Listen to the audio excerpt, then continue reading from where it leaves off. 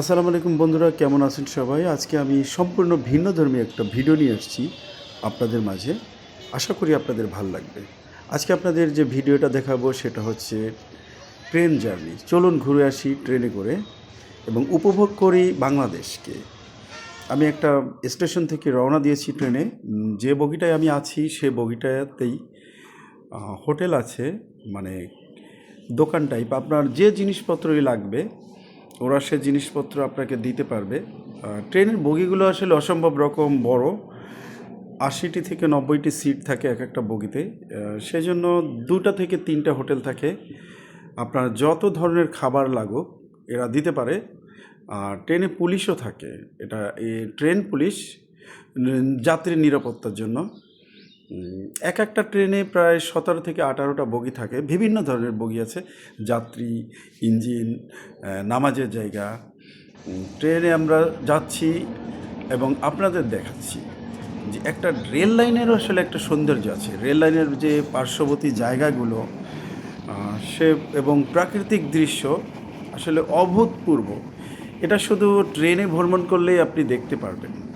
বাসে বা অন্য কোনো যানবাহনে আপনি এত শান্তি পাবেন না। আমরা যে এই লাল ব্রিজটাতে আছি, এটা বাংলাদেশের একটা বিখ্যাত ব্রিজ। ব্রিজের দৃশ্যটা যে এত চমৎকার, এবং ব্রিজ থেকে যে আমি নদীর উপর আর একটা ব্রিজে ফোকাস করেছি, দৃশ্যটা আপনারা অবশ্যই দেখতে পাচ্ছেন যে মন ভরে যাবে আপনার এরকম দৃশ্য দেখলে। আসলে এরকম দৃশ্য শুধু ট্রেনে বসে আপনি দেখতে পারবেন, তাই ট্রেন জার্নিটা আরামদায়কও বটে। নদীর ভিতরে আর একটা ব্রিজ, সেখান থেকে গাড়ি যাচ্ছে। ব্রিজ পাড়ি দিয়ে আমরা এখন সমতলে চলে এসেছি। একটা স্টেশনে আমরা কিছুক্ষণের জন্য থামবো, যাত্রী ওঠানামা করবে। লাইনগুলো দেখতে পাচ্ছেন আপনারা, কত ধরনের লাইন আছে। একটা ট্রেন যদি আসে তাহলে কিভাবে তাকে জায়গা দিতে হবে সেগুলি আপনারা দেখতে পাচ্ছেন। আমরা স্টেশনটা নামছি। এই স্টেশনে আমি নেমেছিলাম যদিও, যে আমার একটা পরিচয়ের একটা ছোটো ভাইয়ের সাথে দেখা করার জন্য। ট্রেনের এই স্টেশনে থামানোটা বেশ আস্তেই হয় এবং আস্তে আস্তে যায়। এই স্টেশনে একটা ট্রেন দাঁড়ানো আছে, এরা যাকে বলে ক্রসিং, আমাদের জন্য এরা দাঁড়িয়েছিল। লাইন তো বাসের মতো না যে পাশ কেটে চলে যাবে। আমরা এই স্টেশন ছেড়ে সামনে চলে যাচ্ছি, ওই ট্রেনটা দাঁড়িয়ে আছে, ওটাও চলে যাবে কিছুক্ষণের ভিতরে, কারণ এখানে বেশ কয়েকটি লাইন আছে।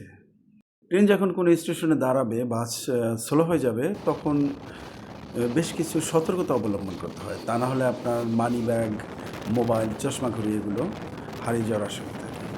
দেখছেন আমাদের ট্রেন আবার জার্নি শুরু করেছে। বেশ জোরেই চলছে ট্রেনটা, হয়তো বা আপনারা উপলব্ধি করতে পারছেন। বাইরের প্রকৃতিটা আসলে কত চমৎকার। আল্লাহর সৃষ্টি আমাদের জন্য কত অসাধারণ। ভুট্টা ক্ষেত দেখা যাচ্ছে। ভিডিওটা কেমন লাগলো অবশ্যই জানাবেন। অনেক কষ্ট করে একটা ভিডিও তৈরি করি। ধন্যবাদ।